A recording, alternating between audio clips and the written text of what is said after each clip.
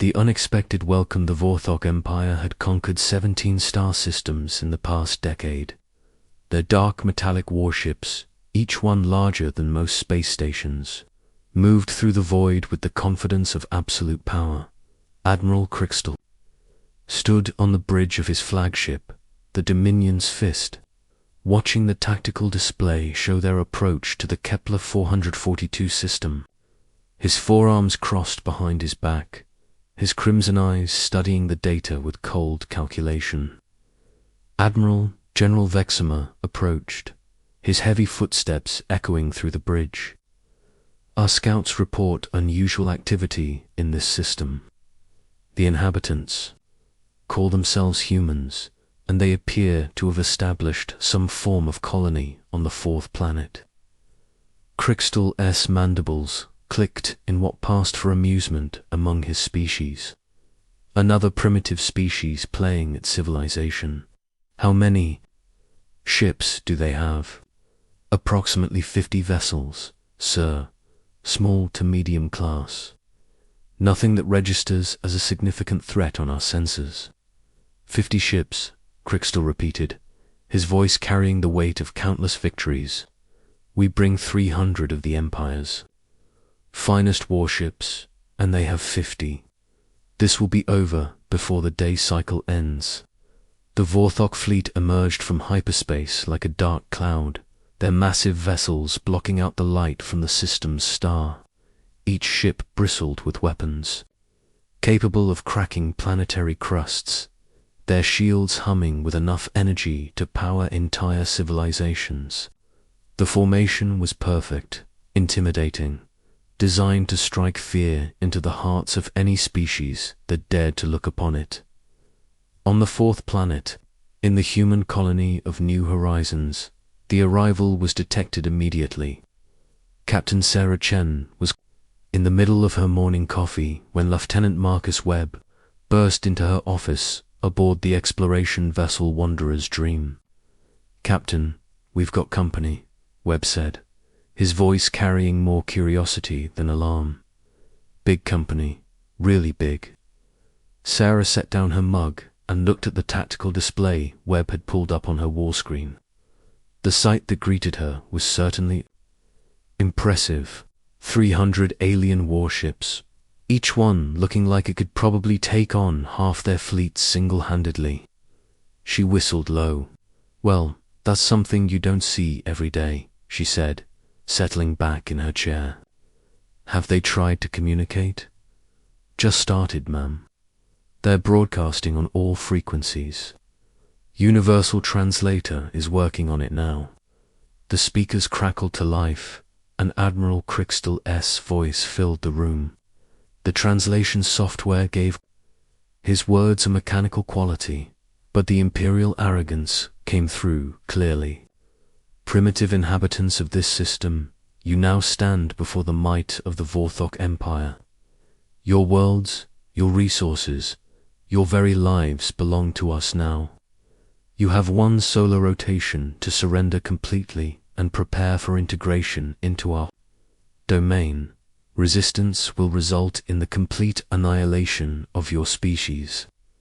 You will broadcast your unconditional surrender on all frequencies and prepare to receive our occupation forces."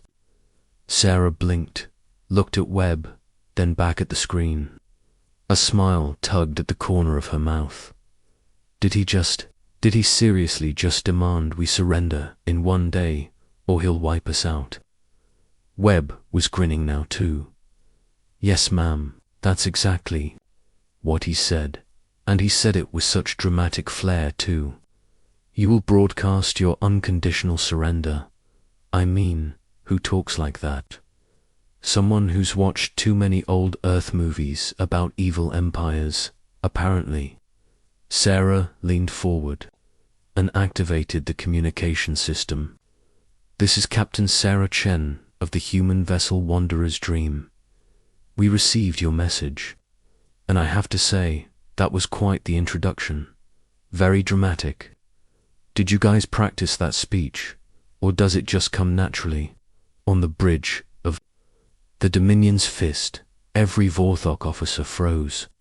In all their years of conquest, in all their encounters with dozens of species across the galaxy, no one had ever responded to their demands with what sounded distinctly like ...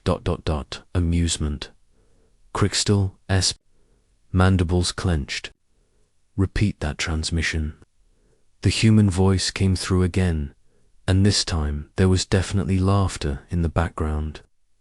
We're actually pretty new to this whole first contact thing, so forgive us if we're not following protocol. But did you really just show up with 300 warships to demand we surrender? That seems like overkill for a colony of about 50,000 people. They're mocking us, Vexima growled, his own forearms tensing. No species has ever dared to mock the Empire.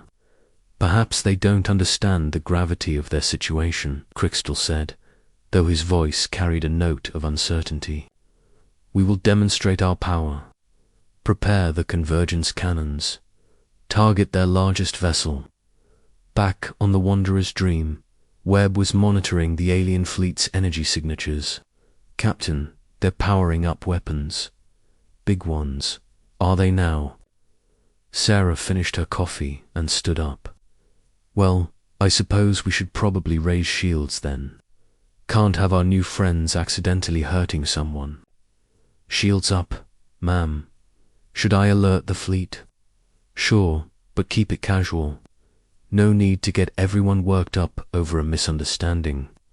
The Vorthok convergence cannon fired, a beam of concentrated energy that had previously vaporized entire asteroids.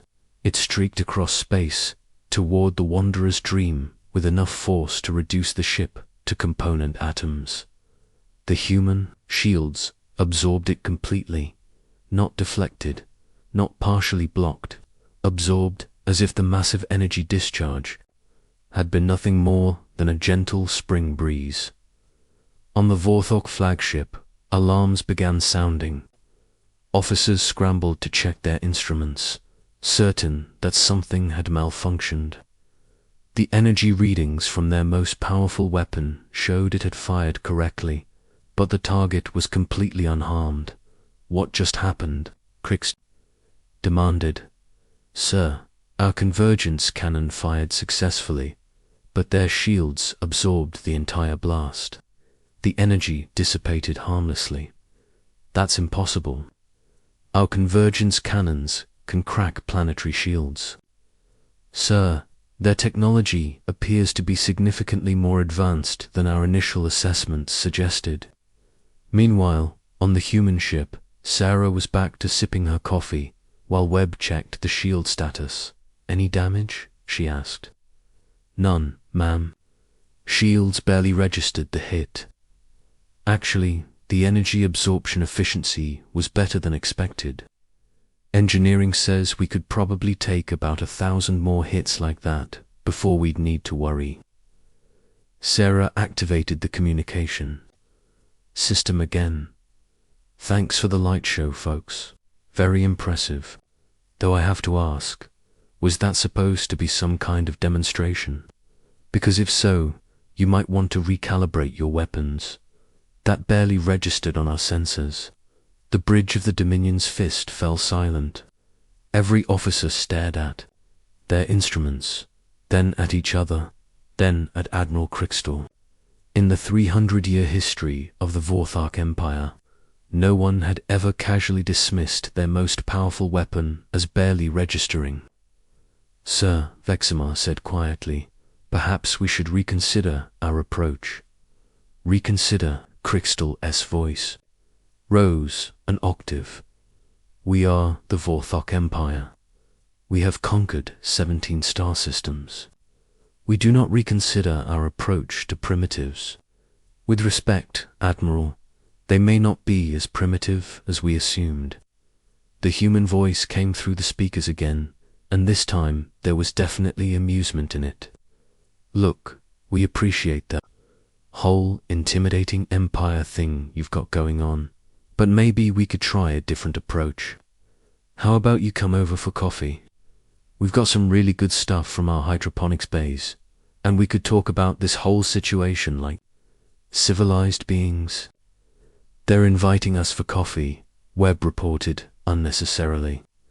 Coffee, Crystal repeated slowly. They just absorbed our most powerful weapon, and they're inviting us for coffee. It's very good coffee, sir, the human voice added helpfully. We've been working on the blend for months. For the first time in his military career, Admiral Crystal found himself completely without words. His species had faced energy beings, hive minds, and warrior cultures that fought to the death. But they had never encountered a species that responded to overwhelming military force with casual friendliness and offers of hot beverages. Admiral, his communications officer reported, "We're receiving multiple transmissions from the human fleet. They're sharing recipes, coffee recipes, sir, and something called cookies. They seem to think we might be hungry after our long journey." Krikstar looked around his bridge at his officers, all of whom were staring at their instruments, with expressions of bewilderment. The humans weren't just unafraid of the Empire's might. They were treating the entire encounter like a social gathering. "Sir," Vexima said carefully, "in all our military history, we've never encountered a response quite like this." "You think they're insane?" Crystal asked. "I think," Vexima said slowly, "they're either completely insane or they're so far beyond our capabilities that they genuinely don't consider us a threat." On the Wanderer's Dream, Sarah was reading through the initial cultural exchange reports her xenobiologists had prepared. The Vorthok Empire apparently had a rigid military hierarchy, a history of conquest, and a culture built around the demonstration of superior force. They were probably expecting fear, desperation, or at least some kind of appropriately dramatic response. "Lieutenant Webb," she said, "patch me through to the colony administrator. I think we need to put together a proper welcome committee." "Welcome committee, ma'am, of course. These folks have traveled who knows how many light years to visit us. The least we can do is make them feel welcome." Webb paused. "Captain, they did just threaten to annihilate our species. Marcus, they're clearly operating under some kind of cultural misunderstanding.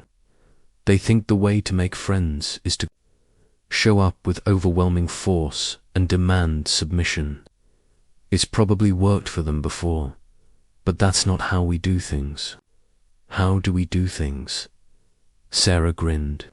"We make friends the human way, with coffee, good food, and lots of questions about their culture.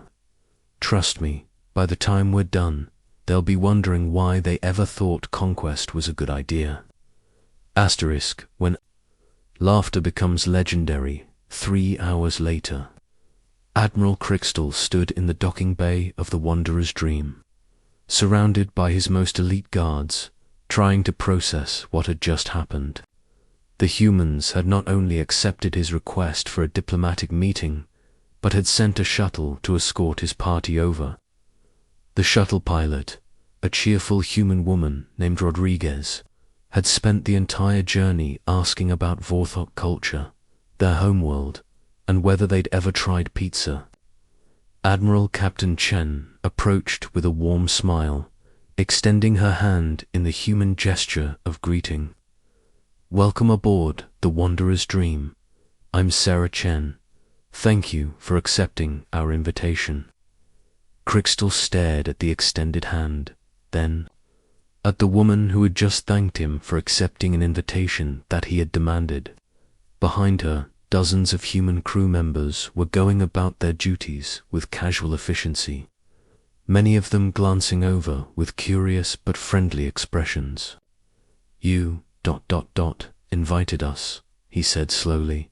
"Of course. First contact is always exciting. We've been hoping to meet our galactic neighbors for years." Sarah gestured toward the corridor. "Come on, let's get you settled. The mess hall is this way," and Chef Martinez has been working on something special. As they walked through the ship, Crystal found himself studying everything with professional interest.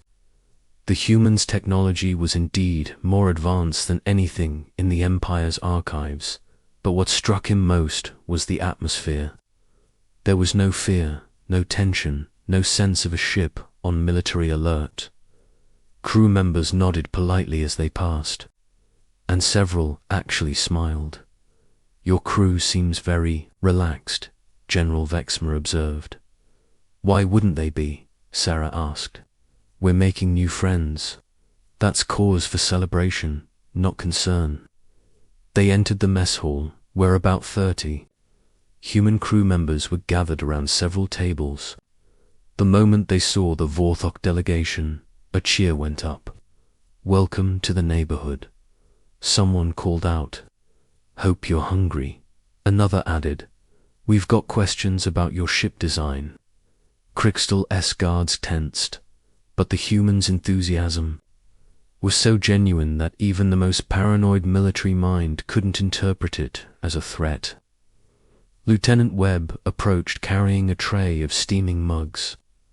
"Coffee, as promised," he said, offering the tray. "Fair warning, it's pretty strong. We've been perfecting the blend for months." One of Crystal S guards performed a quick scan of the beverages, then nodded to indicate they were safe. The Admiral accepted a mug, inhaled the rich aroma, and took a cautious sip. It was, he had to admit, exceptional coffee. "This is very good," he said, and the humans beamed as if he'd just given them the highest military honor. "Wait until you try the cookies," Sarah said, settling into a chair at the main table. "Chef Martinez is convinced they're the key to galactic peace." Over the next hour, something unprecedented happened in the long history of the Vorthok Empire. Admiral Crystal found himself engaged in casual conversation with beings he had intended to conquer. The humans asked endless questions about Vorthok culture, their homeworld, their technology, and their experiences in space. They shared stories of their own journey to the stars, their struggles with establishing the colony, and their hopes for the future. "So let me get this straight," Sarah said, leaning forward with interest. "Your entire empire is built around the principle that stronger civilizations should rule weaker ones." "It is the natural order," Crystal replied, though his voice carried less conviction than usual. "The strong protects the weak by guiding them. But what if the weak don't want to be guided?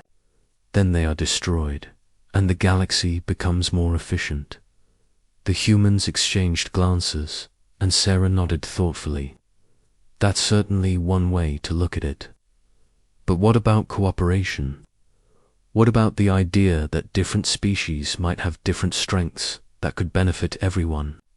The Empire provides all necessary strengths." "Does it, though?" Webb asked, pulling up a holographic display. "I've been looking at your ship designs, and they're incredibly impressive from a military standpoint. But your life support systems are really inefficient compared to ours. And your energy distribution could be optimized by about 30% with some minor modifications." "You're analyzing our military vessels?" Vexima asked, his tone sharpening. "Of course," Webb replied, cheerfully. "That's what we do when we meet new technology. We study it, learn from it, and see how we can improve both our designs and yours. Want to see what we've come up with?" For the next 2 hours, the humans proceeded to give the Vorthok delegation a comprehensive technical briefing on how their military technology could be improved. They pointed out inefficiencies, suggested modifications, and offered to share several innovations that would significantly enhance the Empire's capabilities. "Why?" Crystal finally asked. "Why would you help us become more powerful?" "Because that's what friends do," Sarah said simply. "They help each other become better, but we threatened to destroy you." "Did you though?" Sarah asked. Or were you just following the only diplomatic protocol you knew? I mean, it's not like your species has a reputation for being particularly evil or cruel. Your conquest history suggests you actually take pretty good care of the civilizations you absorb. Crystal stared at her. You've studied our history. Of course, first thing we did when we detected your ships. Your empire has actually improved living conditions on most of the worlds you've conquered. Lower crime rates, better infrastructure, more efficient resource distribution. You're not villains, you're just really bad at making friends. We are a military empire, Vexima said stiffly. And we're a civilian democracy, Sarah replied. Doesn't mean we can't find common ground. At that moment, alarms began sounding. Throughout the ship, Webb immediately activated his communication panel. Captain, we've got trouble. Long-range sensors are picking up an unidentified fleet approaching from the outer system. Configuration doesn't match any known species. Sarah stood up. How many ships? Approximately 200, ma'am. They're moving fast and not responding to hails. Crystal was on his feet as well. Unknown fleet. Not one of ours, Sarah confirmed, and not registered in any of our databases. Webb, what's there? ETA, approximately 4 hours, ma'am. Well, Sarah said, turning to the Vorthok delegation, looks like we might have a real problem on our hands. Any chance you folks would be interested in a temporary alliance? You want to work with us? Crystal asked. Why not? You've got superior firepower. We've got superior technology. Together, we might be able to figure out what these newcomers want without anyone getting hurt.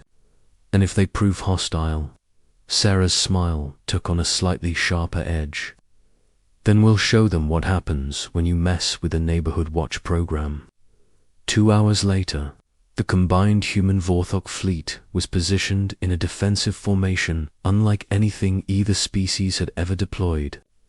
Human ships, with their advanced shields and sensors, formed the outer perimeter.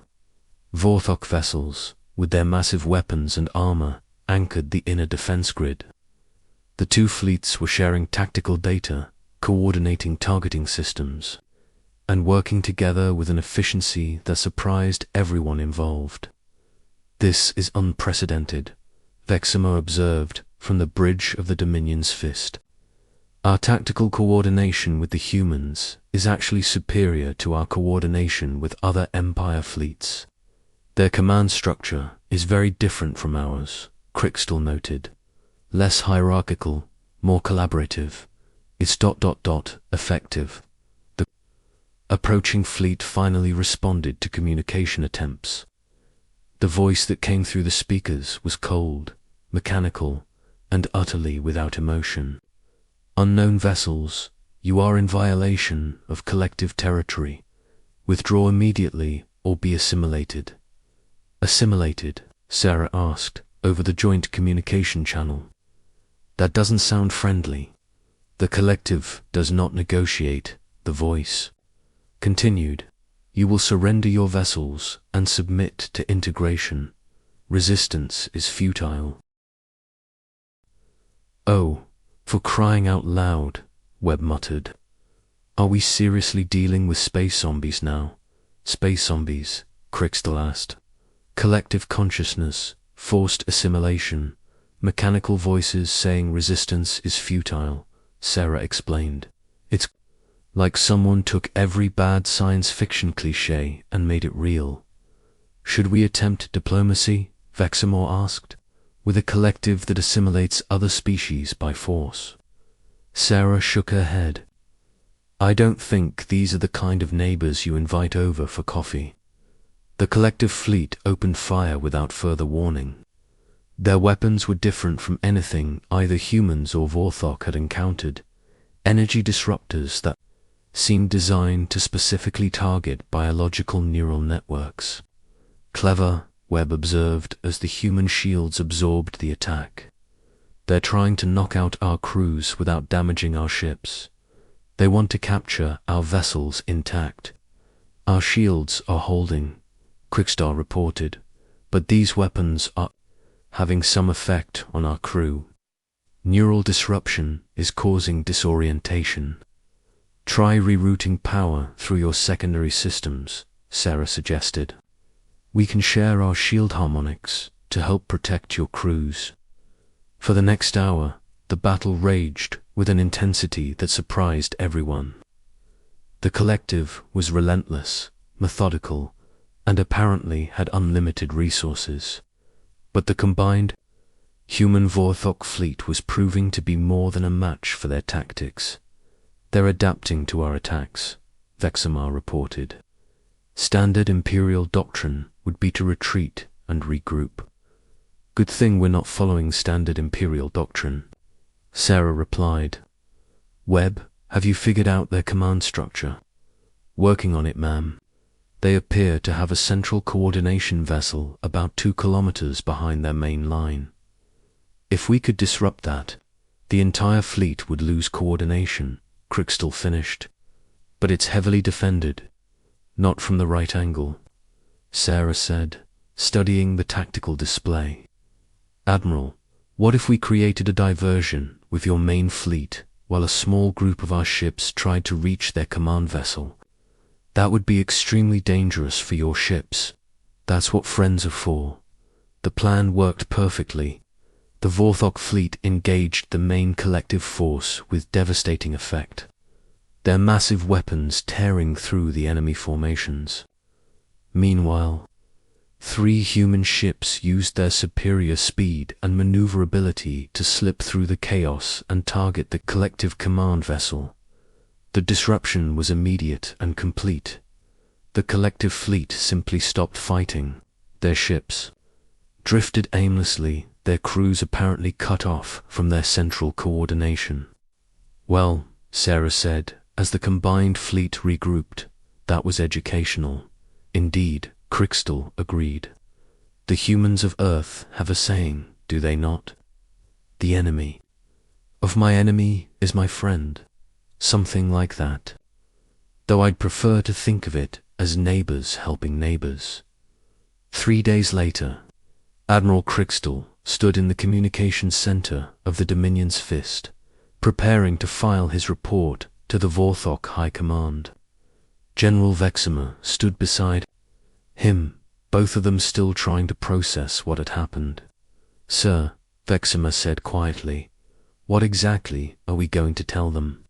The truth, Krikstar replied, that we encountered a species that responded to our show of force with laughter, friendship, and an offer to share coffee. That they casually absorbed our most powerful weapons and then invited us to dinner. That when faced with a real threat, they stood with us as allies without a moment's hesitation. And what about the conquest? Krikstar was quiet for a long moment. I think, he said finally, that we may have been approaching this whole civilization thing wrong.